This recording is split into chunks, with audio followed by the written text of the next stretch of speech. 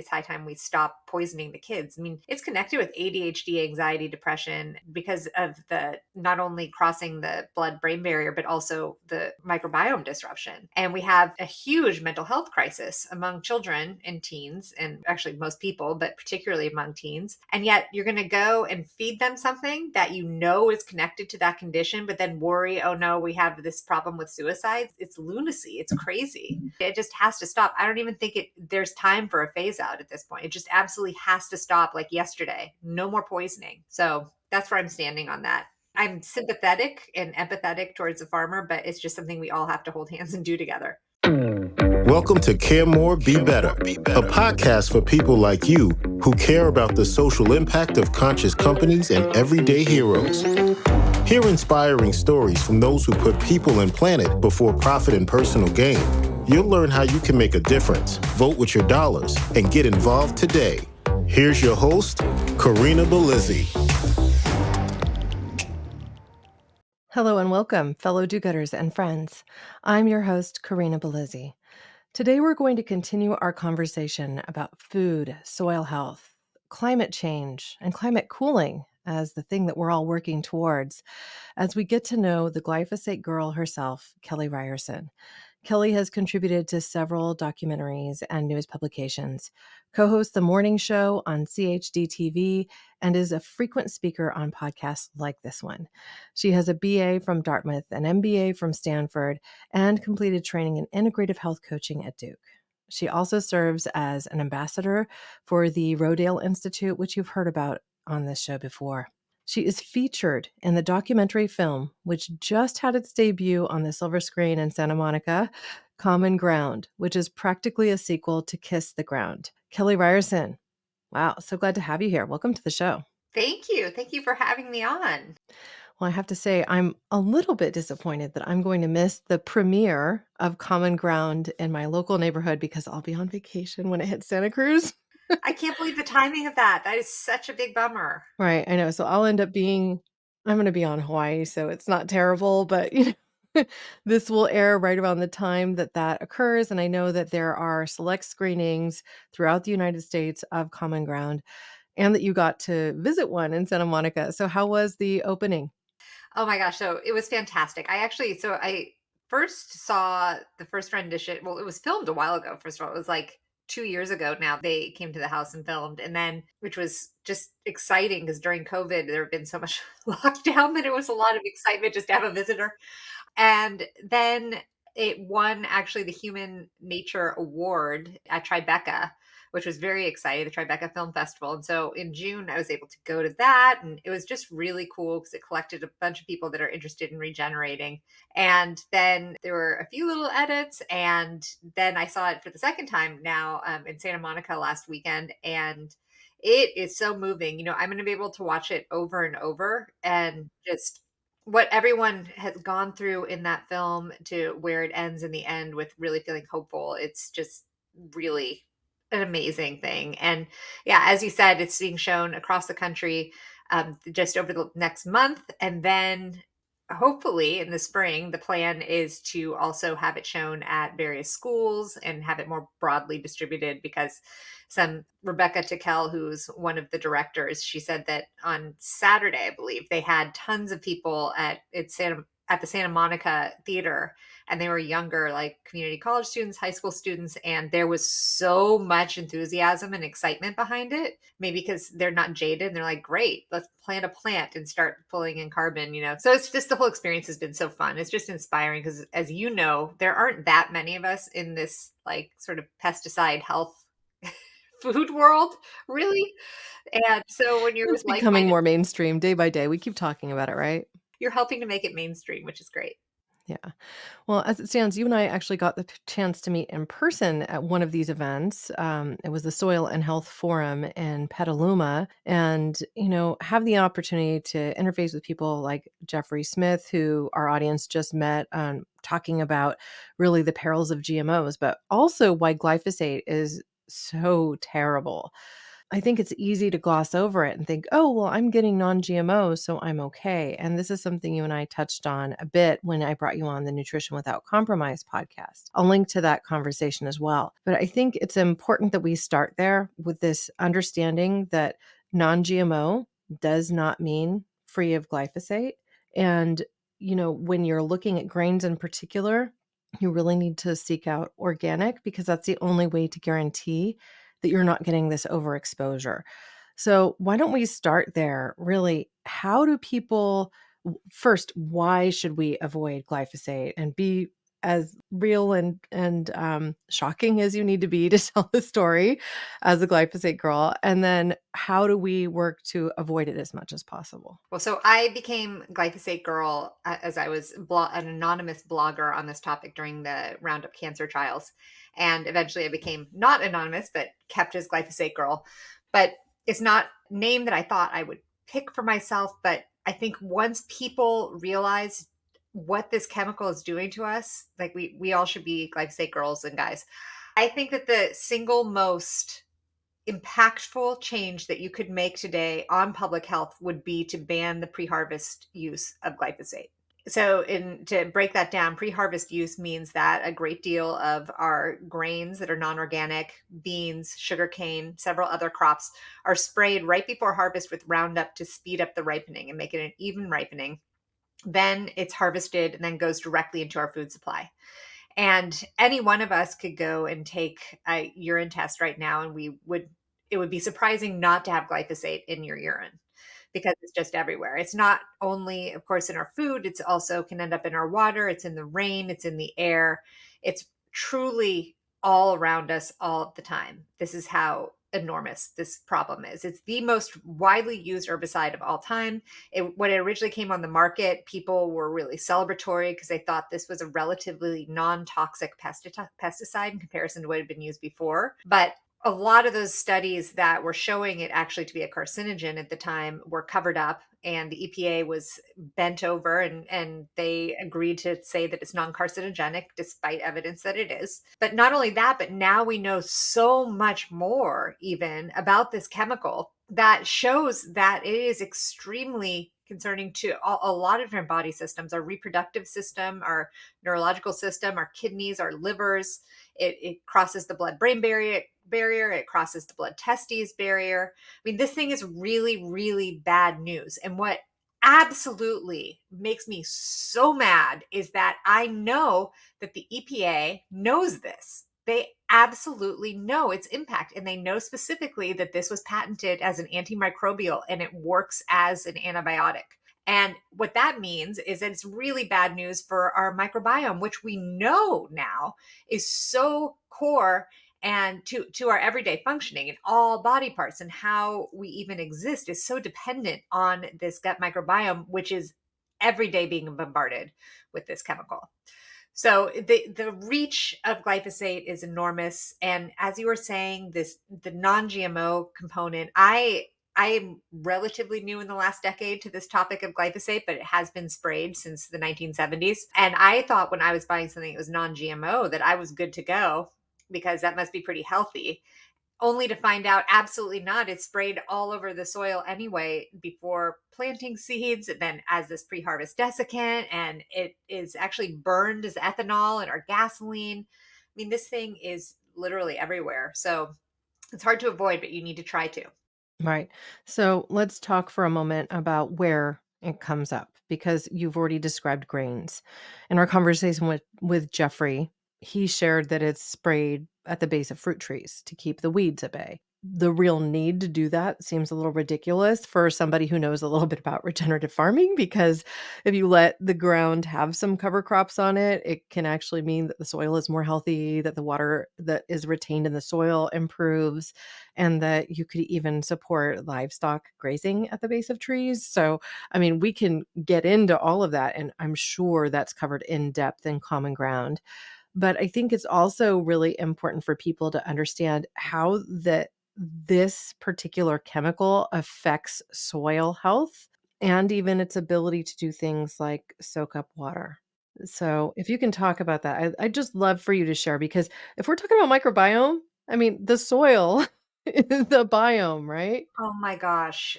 We know that the biome is so critical in the soil and we're just as connected. And as was described in the film, you have you have soil and the idea of soil, which is rich with all of these microbes and earthworms, and it is existing as it should be in terms of being able to create these nutritious crops. Then you have industrial agriculture that includes these pesticides, namely glyphosate, and it's dirt. They consider it dirt versus soil. It's like dust. And I think that that is exactly what's happening also to our bodies. So it's completely paralleled. You know, we're like, when we're in a state of illness, particularly with from environmental insults, like we're operating on a situation where our gut microbiome, just like the soil microbiome, is really rocked, not for the better.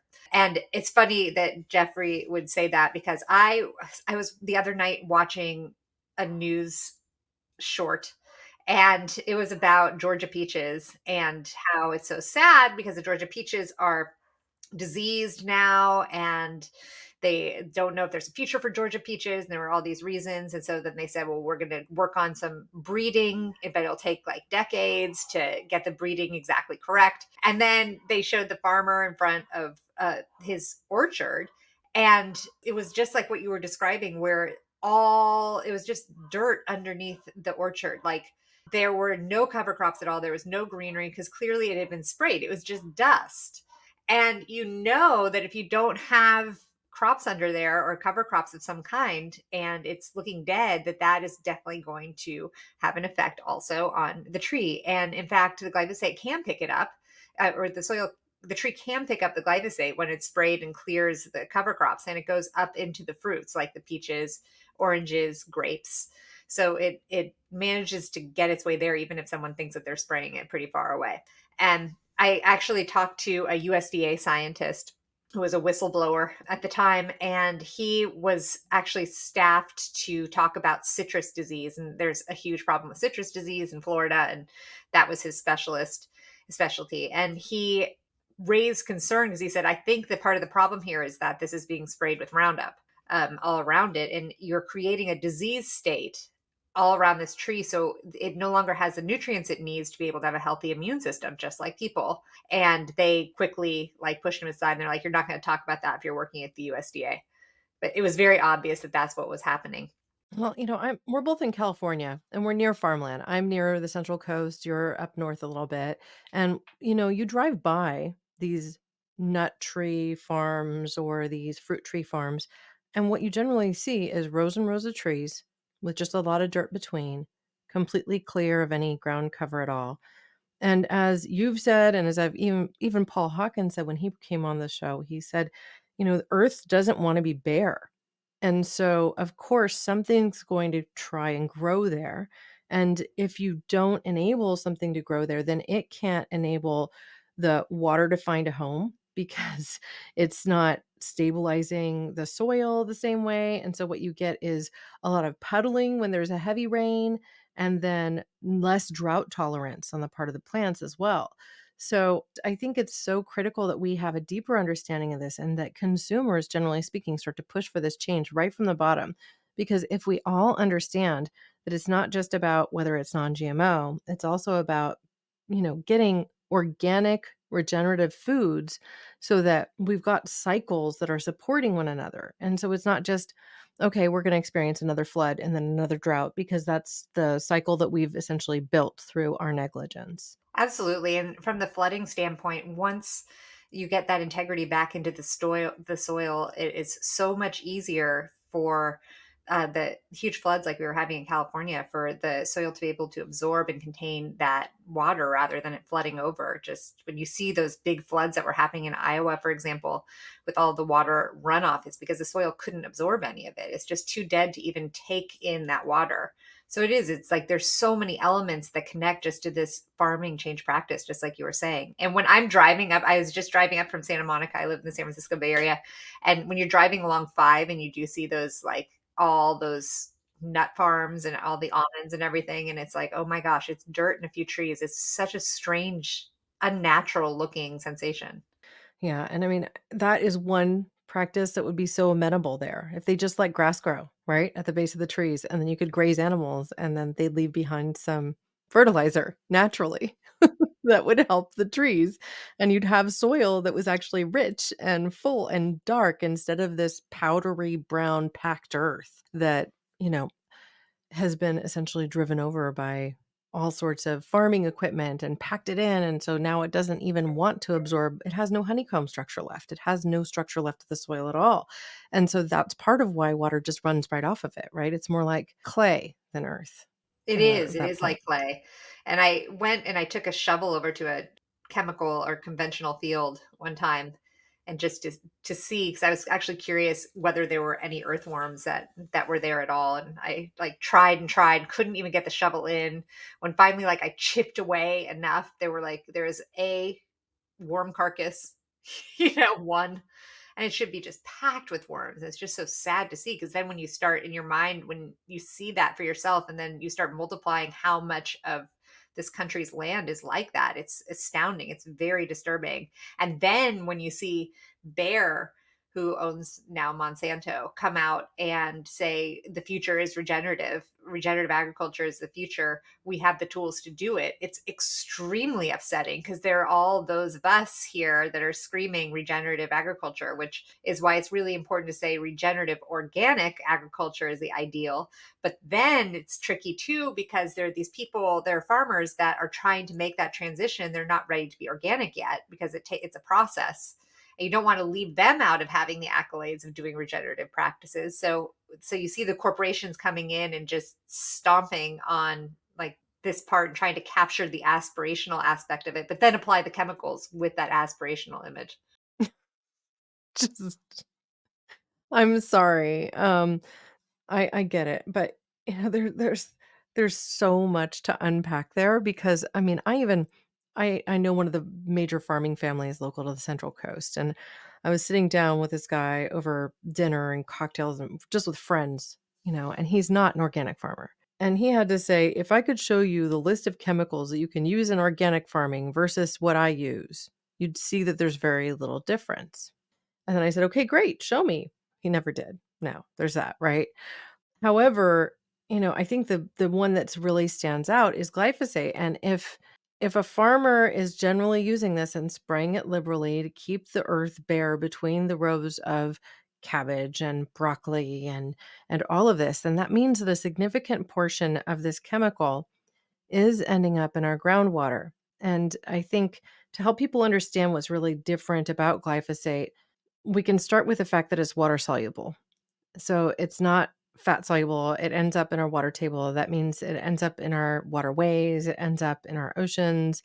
There is a story of even individuals spraying Roundup directly into the ocean that you shared in our recent conversation on nutrition without compromise, which I couldn't believe. Like, I honestly was just like, oh, this can't be true. Like, that somebody can't be just dumping it literally in the ocean to try and control algae blooms. Like, that doesn't make any sense at all. And yet that is happening.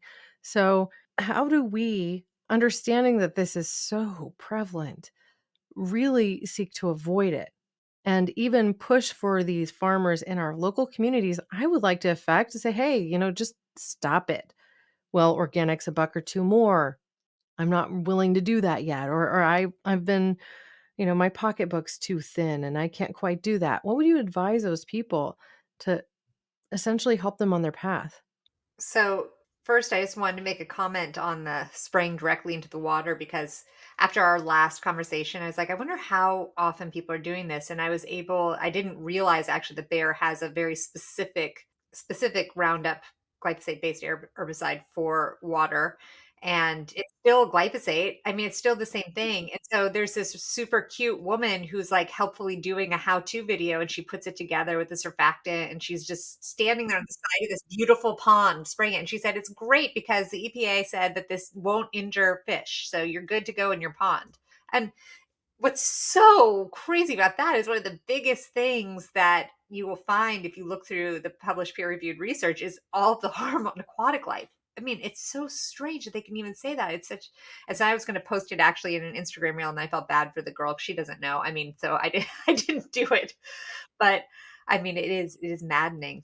And and I do think so it is really hard because I'm the same way where I often meet with farmers and they are not organic and they see the benefits otherwise, but it is really an overwhelming task to think of taking on change. A lot of farmers actually only have lived the life of chemical agriculture. There's a lack of education around how you would do regenerative agriculture because it is complicated. I mean, it's not the easiest. It's achievable, but it's not logical when all you've been taught, maybe in some cases by your parents and certainly by the companies, is this is the approach to farming. You spray this, and you just have a list and you know what you're going to do. This is much, much more hands on.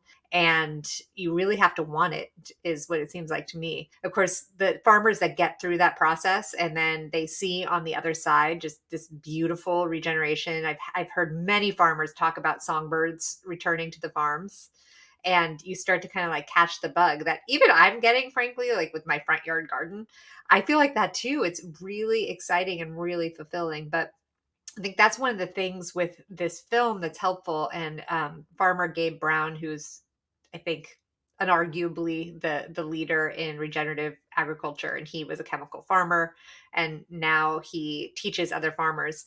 And he was saying like a big part of it is how many farmers are willing to show up, like how many teachers can we get out there to teach exactly how this is going to be much more profitable for you. You can get out of this debt circle if you farm this way. You're not going to end up having to use as many pesticides, and the money that's spent towards that will make your farm profitable. And I think the bottom line is that's very appealing for people that are sitting there on all kinds of debt and fully reliant on the government subsidies, because to be able to get off of that is to get freedom for your family and then ultimately be putting that back into the local economy. And it's really a beautiful outcome. Now, I did just read another paper, which I've heard this sentiment where there is a feeling among farmers apparently that you don't want to be the one to go this route. And so that's a social barrier because you want to all go down together, not be the one that's like you're doing it wrong. I mean, that's a brave farmer to go against his community, where likely then you're rejected from your community or your church or whatever it is. And that is a hard road to take for sure. So it's brave people making the change. Yeah, I mean, I got the chance to speak with Carlo Mondavi of the Mondavi winery family, right? He has a regenerative organic winery, Rain Winery, right? And they are presently getting out into the world this Monarch tractor that is fully automated, autonomous, and electric. And we have an earlier episode on that, right?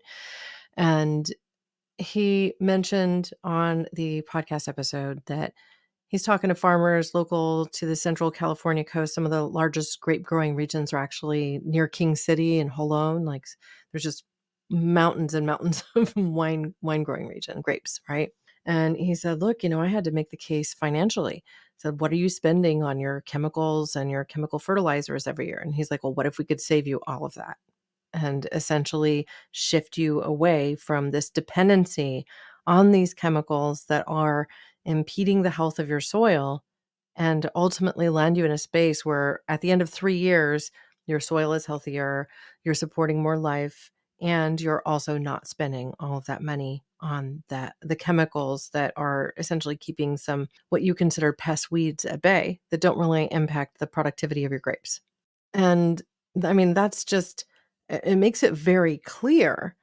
However, getting somebody to make that leap, to your point, when they're a part of a community that says, oh, that's the way of these newfangled, like woke left or something to that effect, when it really isn't a political issue, it's a people issue and it's a food issue and it's a planet issue.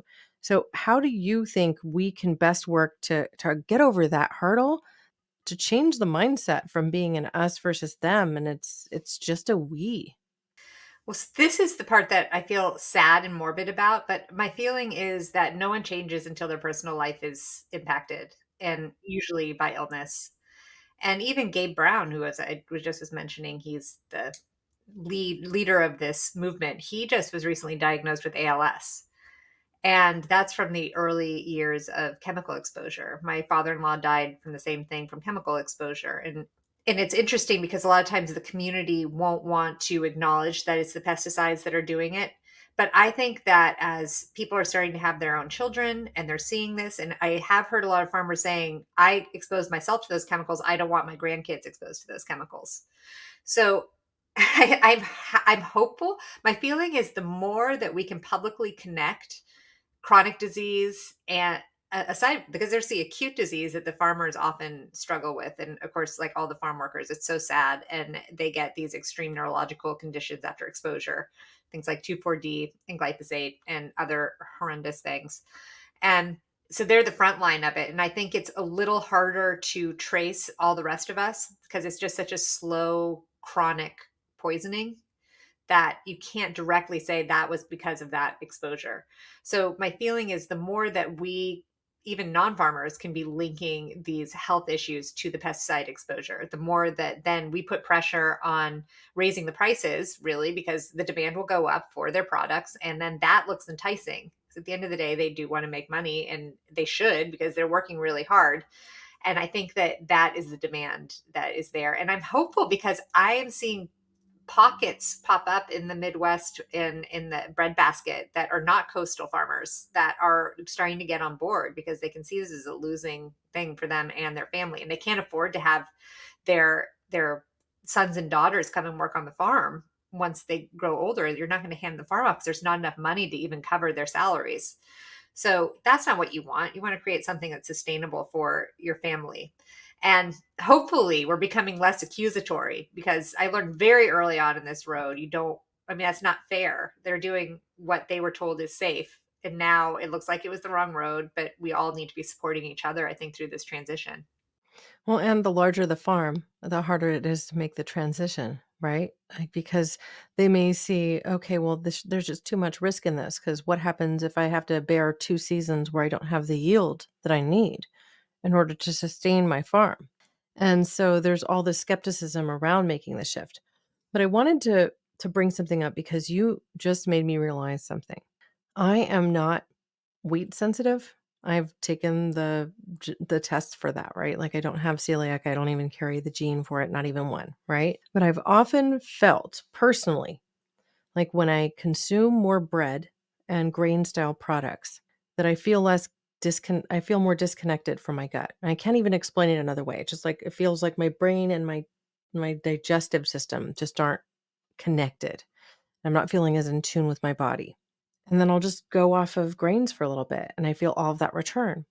And now I'm wondering if it's just glyphosate because you can't go out and have a slice of toast and know it's organic. It's just not. How many of these local restaurants are using organic wheat when they bake bread? I doubt just about any of them are. And so understanding that, and I do live in a world where I travel and I go out for meals and I do these things, and I want to be able to have that liberty. But when I've noticed I'm feeling this disconnection from my gut, I pull back from eating grains and I feel just fine, even if I am eating out and going around to these places and everything else. So I think I've just realized that that's what it is. It's the glyphosate. It's the chemicals that are in the grains that I consume rather than it being a sensitivity to wheat, because I already have that confirmation. I'm not sensitive to wheat. I'm sensitive to buckwheat, which is weird, and quinoa. You're kidding. The alternatives. Yeah, and so I don't eat those when I go out at all. I don't eat things that contain them because they make me bloated and feel icky and sometimes get cold sweats. So that's all kind of like a precursor to anaphylactic, and I just say no. So Yeah, there's no need for that. It's interesting when you describe that feeling of feeling disconnected from the gut because I know exactly what you mean. I mean, that's really eerie to me because it's almost like I don't even really feel myself or something. I mean, it's very strange. Like I'm not in touch with myself when I am having those things. And it is strange. And I can actually get that same sensation when I do eat, say, non-organic hummus, which to me tells me that for in my case anyway, it's the glyphosate. yeah, you ruined my day when we last spoke, and you told me how chickpeas are just bathed in the Oh stuff. god, it's So so sad. And, potatoes aren't much better. There's also desiccant in that process with potatoes, which is terrible because that should be one of nature's biggest gifts for health. So people in the potato world, how are they applying it? Because I always see potatoes as kind of being grown under a cover of some sort. So how do they expose the potato to glyphosate? They a lot of times will clear sorry, a lot of times they will clear the field before planting, and so get rid of all the weeds and spray Roundup just to get it ready to go for the planting season. Mm, to make it easy for them. Yeah. Such a disappointment. I mean, it really does make you feel like, okay, the people who live near or in farming communities are set up for health challenges that the rest of, let's say, city dwellers are less likely to experience, especially if they're able to eat organic. So we've created a system as a populace, and I'm not saying you and me, but where we've tried to build in efficiencies of monocropping to get more yield per square foot or per acre of plotted land. So, what really happens then if we take this shift and we stop using all glyphosate? What's the impact that we have? How long does it take to kind of work out of the food that you're producing since it's in the soil and it's in the water? Yeah, it can take a really long time. I mean, I think as Dr. Don Huber recently said that it's still there 20 years later, like the metabolites from it. So it's going to be with us for some time. But the problem is that right now, sometimes even organic food has some level of glyphosate. Nowhere near the non-organic things, but there will be some just because it's impossible to avoid. So what if those foods could slowly start to lift that because the exposure wouldn't be there because there wouldn't be drift and it wouldn't be, freshly flowing down into the water table and all of that. I can imagine there are farmers.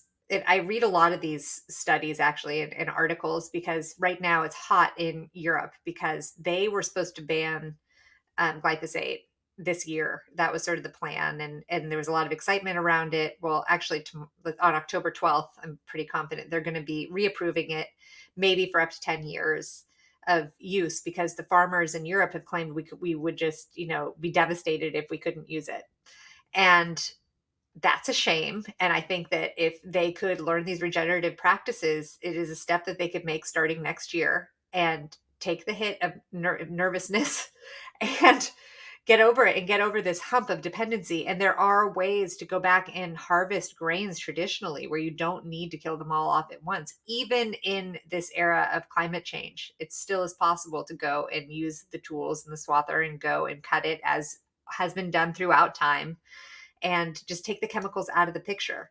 So I think that there's a lot of fear around it, which I can completely understand if that's what your farming practice and your entire business has been your whole life. That is scary. But now we're seeing things and there are resources available to make that shift and do it well. And so you don't have to feel like life is over if glyphosate is banned. That getting glyphosate banned would be amazing. And so many people have tried to get that through Congress. And actually I'm going to sit on a panel next week on October 17th to try and make the request to place maximum allowable residue levels on children's lunches in school lunches.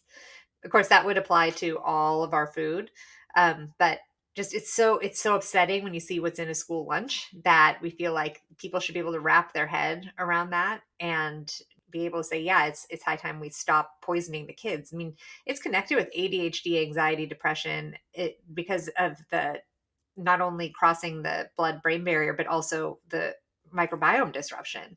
And we have a huge mental health crisis among children and teens, and well, actually most people, but particularly among teens.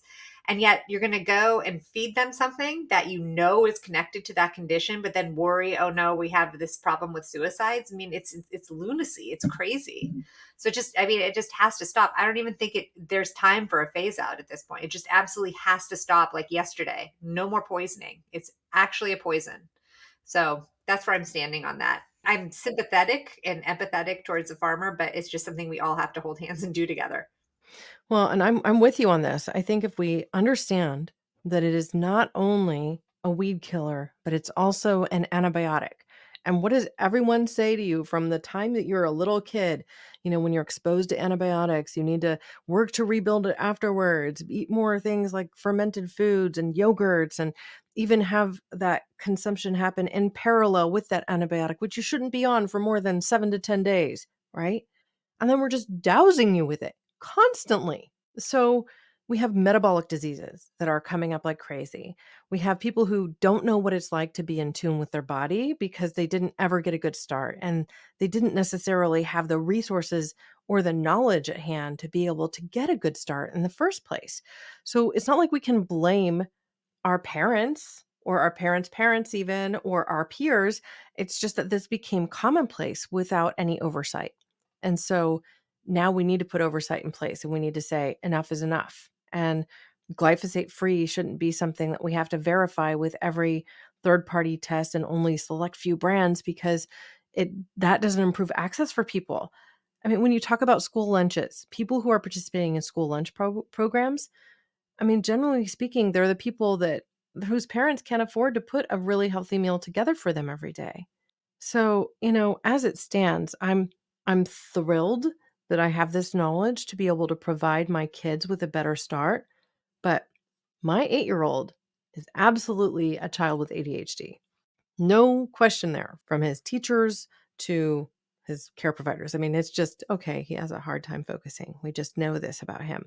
And maybe that's just being an 8-year-old boy in the current school system.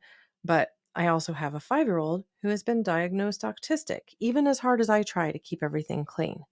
Now, what do I do to ensure that they're able to have their best health and their best life? I mean, I'm supporting them in every which way I can, and we're as close to 100% organic in our household as we can be. So I mean, this is just life. And I mean, my boys are fantastic. They're beautiful, bright children, but they have these, they're not neurotypical, right? They're going to have more challenges than some of their peers. And if we see now in California is one, I think it's 1 in 26 boys in California is diagnosed as autistic at this point. That was the last statistic I heard when my son went through the diagnostic. So I'm It's sorry, I just didn't mean it's to only interrupt. gonna it's only gonna be more. Well, my son, he's 18 now, and it's been a long road of trying to functionally heal him because he had in 2nd grade, so around that age, there was ADHD just through the freaking roof. Like, I mean, he couldn't even sit in class. He was just always outside because he was so distracting. And I know that I didn't eat great during pregnancy. This was before I was aware of all this. I know that I didn't, and I know that that had some impact on his biome. I also know that I couldn't breastfeed, and so I was using Enfamil, and now I know that that was soy and glyphosate in a bomb, and that also wrecked his gut. And so, I find it now. It's hard because now I beat myself up on those decisions that I made, but of course, not knowing. So but it's just so upsetting because I could see exactly what happened to it. But anyway, to give you some hope, he still has probably a light level of ADHD, but I think it's more from like social media and everything. But I with think everybody has that. I do too to a certain extent. Yeah. Like 18 years of this organic approach, and actually he's gluten free and now dairy free too. It's really been miraculous because he is able to keep his calm, like just things started coming together as he grew. So I think there is hope for people because I think a lot of us come to this topic because we're experiencing it either ourselves or through our children. And it's just sad and it's not fair and it's not our fault. And we're being left to deal with the mess that these chemical companies made. Well, and, unlike you, I did breastfeed both of my kids. However, I also didn't eat the best when I was pregnant with my first because I had really crazy nausea. And the only thing that I was able to eat was, like, bland stuff, like, I'd want a bagel with cream cheese on it, and I gotta tell you, I don't think any of the bagels we got were made with organic wheat, okay? So, yeah, maybe that was part of it. I could also blame being in what they call a geriatric mother, so that's a lot of blame on the mom, right? Because I was 38 and 41 at birth of both my boys. So, 6 in one hand, half dozen in the other. Some of it's environmental, and it's bound to be. However, being 100% organic is really hard at this Oh point. yeah. It's impossible. And my And kids I can't be. I thought forever that non-GMO meant that glyphosate was not sprayed. I thought that meant that. Me too, that is a huge disservice in many ways. There are a lot of things that are non-GMO, but are completely toxic. Totally. So where's the commune we're gonna go move to? Right?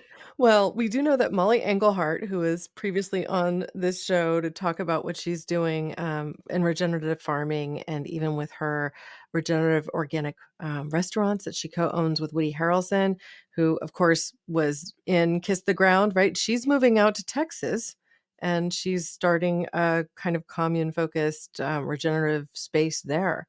So, Really? yeah, and, part of that has to do with what's happening here in California and certain restrictions here and the fact that water use is questionable and there's so much that is changing on the daily here that I think as a business owner and someone who wants to like create something really big, she's found some land in Texas and thinks that they can make it happen, so I'm like That's awesome. 2 big thumbs up. I wanna come visit for sure. I don't know that I'm relocating to Texas, though. It's not my preferred climate, No, me neither. See, like, I'm a spoiled Northern Californian, that's the problem. right? Santa Cruz County here, it's a great space to find a day, if you wanna run in the redwoods, you can do it on one day, you can go to the ocean, I mean, hike in the mountains, visit Silicon Valley, or, like, tonight, as we record this show, I'm heading to San Francisco to see Peter Gabriel perform. Are you So really? yeah. Oh my gosh, that's so fun. I love Yeah. him.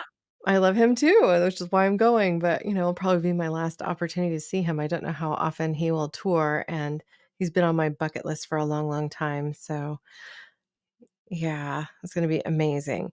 So the type of experiences we have available living in some proximity to San Francisco is just different than when you're talking about living in the countryside of, anywhere really. So, yeah.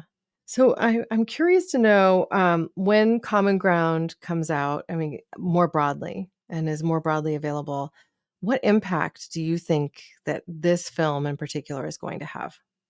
I think it's gonna be a huge gift to people like you and me because I who's gonna sit down for an hour and a half and listen to me talk about the whole story? This is a long story of how we got here, and usually I can get people to listen maybe on a good day for 5 minutes, like, at a dinner table, but this way, a lot of people came out and they watched the first film, Kiss the Ground, and that was their introduction to this topic. And now this goes even deeper. It's more heavy hitting and it's hopeful. And I think that is going to open people's mind to thinking about exactly what they're eating. I think people don't know that they're eating this level of chemical residue. And and then I know that they have plans for a third film called Groundswell, which is going to then bring it to international level. Of course, other countries already are doing it better than us, particularly if they'd never accepted our GMOs like Russia didn't. Because they said, oh, actually, Putin specifically said, no, we're not going to take any of those chemicals because everyone will be sick. It'll be bad for national security. And he was right. I mean, I don't love Putin, but that was Yeah, you true. can be wrong 90% of the time and right 10% of the time still. You can be. That's right. Yeah, And on I this one, mean, he was right. we need to keep this chemical out of circulation, period. It So just needs to stop. yeah.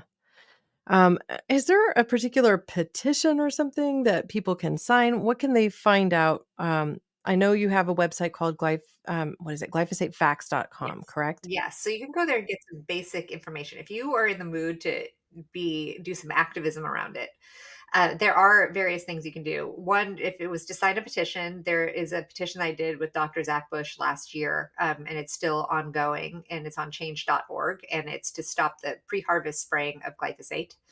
And I think we have like 150,000 signatures or something close to that now, which is awesome. We want to deliver that to our representatives.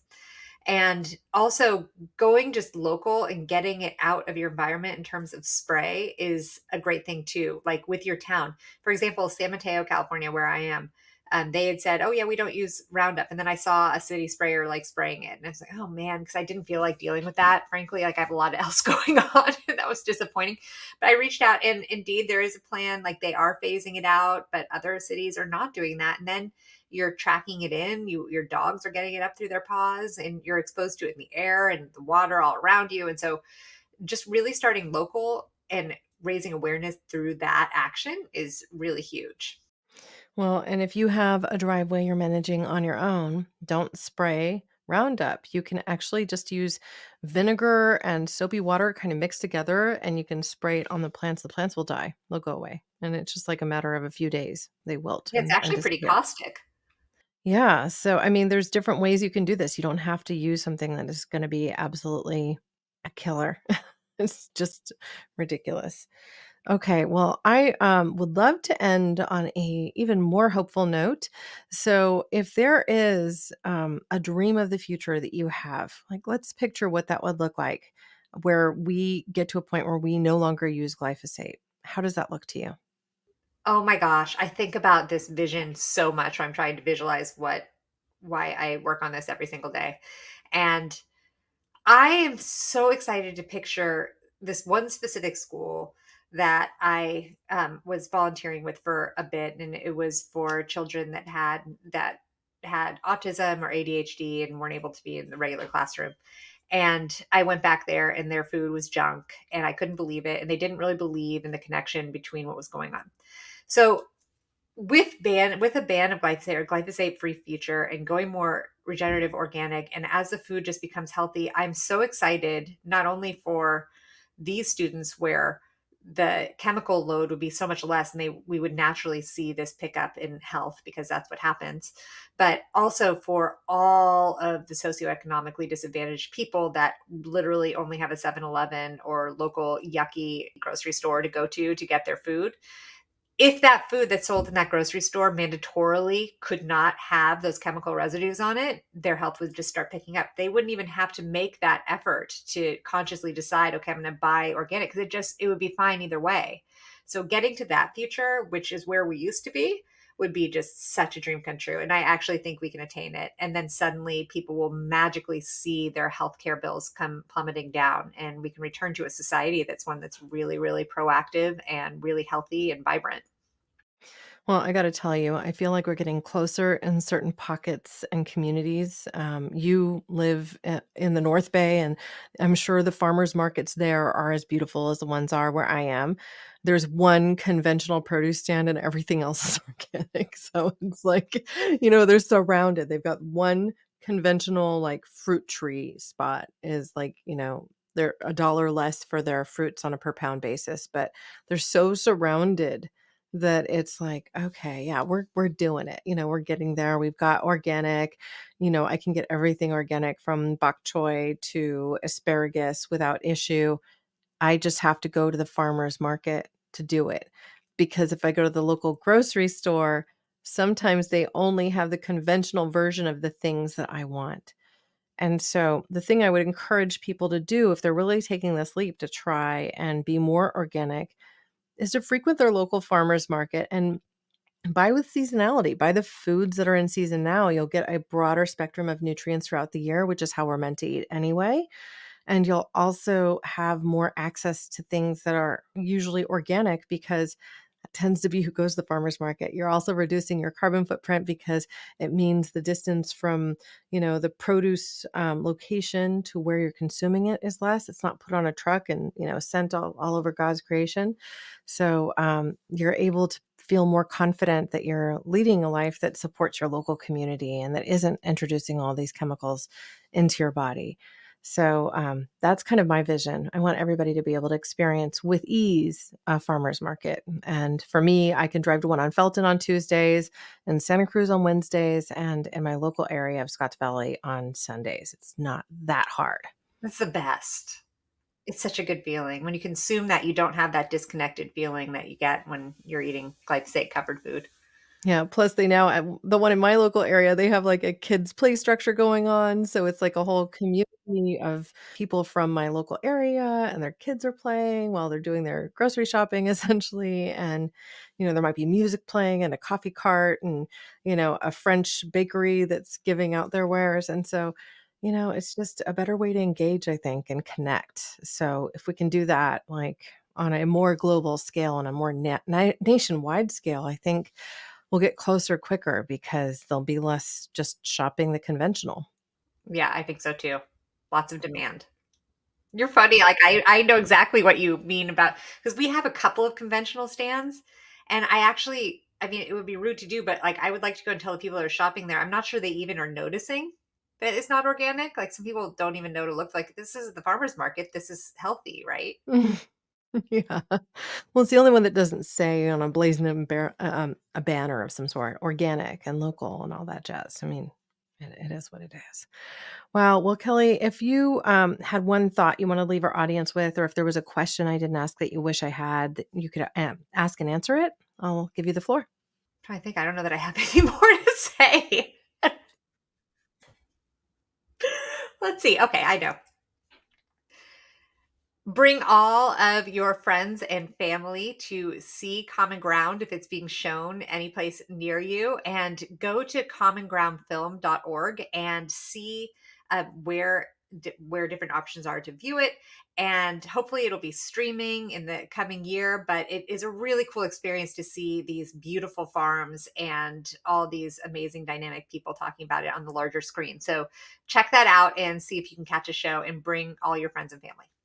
Well, and it won't hurt to see Jason Momoa on the big screen, or Rosario Dawson, or who else is in the film? I think, gosh, Ian Somerhalder. yeah, and you, I mean, you're fantastic. You're in there too, and it's just like, I mean, these Hollywood stars are in there too. I think Laura Dern. Yeah, Who Laura else? Dern and, Woody Harrelson. Again, yeah, Woody Harrelson. So, I mean, he's just so involved in this more a better way of living. I mean, let's just be real. Better way of Right, I living, actually better didn't way of know until eating. this film that Jason Momoa was so involved in it, but he is. He's a Yeah. cutie pie. I love that. Yes, he is. I think, maybe a quarter of my audience would go see it just to see Jason Momoa. Let's put it that way, It's you worth it. know? See Aquaman talking about earth and soil and, the real thing. Totally. The combination's pretty amazing. Yeah. Well, again, I'm going to go ahead and include with show notes, the schedule for the release of the film. And I'll put this episode out in just about 2 weeks so that it can get into people's hands before some of those airings actually occur. So that's just me to you. All right, Kelly. Well, thank you so much for joining me today. This has been my absolute pleasure. And I hope that I get to soon visit with you in person again and maybe even go to a farmer's market together. That would be That would be amazing. so fun. We might as well. We're right here. We should be doing that. Yeah. All right. Have an amazing day. Thanks. You too. I'm going to go ahead and do the close real quick if you can stick around. Yeah. Wow, what a great interview with Kelly Ryerson. Now, to learn more about her important work exposing how glyphosate damages your health and vitality and how we can avoid those perils, please visit glyphosatefacts.com. I will be sure to include links with show notes about Kelly Ryerson, her Instagram page, which I encourage you all to follow at Glyphosate Girl, and also the resources that we talked about today, including the many episodes that we've covered on regenerative agriculture, organic farming, non GMO, and really how we can all lead a more productive and healthy life, putting an end to some of these more traditional farming practices that ultimately set us up for failure. Now, I want to encourage everybody here to add Common Ground to your watch list, whether it be in a local theater near you or even just once it gets to streaming. And I say just, but we'll get there. Now, there are screenings across the United States that are happening now in the months of October and November. You can go to the website commongroundfilm.com to find out. And you can also, even if you're in an area that doesn't have a screening, recommend that they have one in your area and make that recommendation directly on the site. As always, I want to encourage you to visit caremorebebetter.com for our complete show notes and all of the resources that we talked about today. This is just an easy way for you to connect to all of the content in our episode, and you'll find there complete transcripts from our conversation, as well as those direct links I mentioned. And if you sign up for our newsletter, you're also going to receive something else. That is a 5-step guide to help you organize your efforts. Unleash your inner activist. Do something like get a petition signed to end spraying of glyphosate on crops just before they're harvested. You can even just go ahead and push out into the world the same sort of petition that Kelly Ryerson and Dr. Zach Bush have put into the world. Consider posting about it in social media. Heck, consider sharing this episode with your community so that we can help spread the word. Now, getting some big icons like Jason Momoa to participate in a film about regenerative agriculture, Woody Harrelson, who was also featured in the earlier film Kiss the Ground. I mean, these are ways to help our greater community understand what a big deal regenerative organic really can be. But if nothing else, perhaps you can also learn from our experiences, from Kelly and mine, when we talk about things like our own health or the health of our children being impacted by these sorts of chemicals in our local supply, unavoidably in our environment. We can do better. We can care a little bit more and be better each day. We can even really seek to build the utopia that we might envision, where the farmer's market is more the norm, where the conventional is kind of the odd man out, and where real wholesome food is at the center of everybody's plates.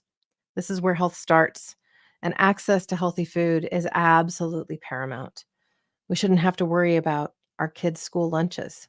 So I hope you'll join me in thanking Kelly again for her time here today with us. And I hope that you'll subscribe to this podcast. I hope you learned something. I hope you liked it. And if you did, if you could leave me a review on Apple Podcasts or wherever you're listening, that would be really amazing. It helps more people to discover the show.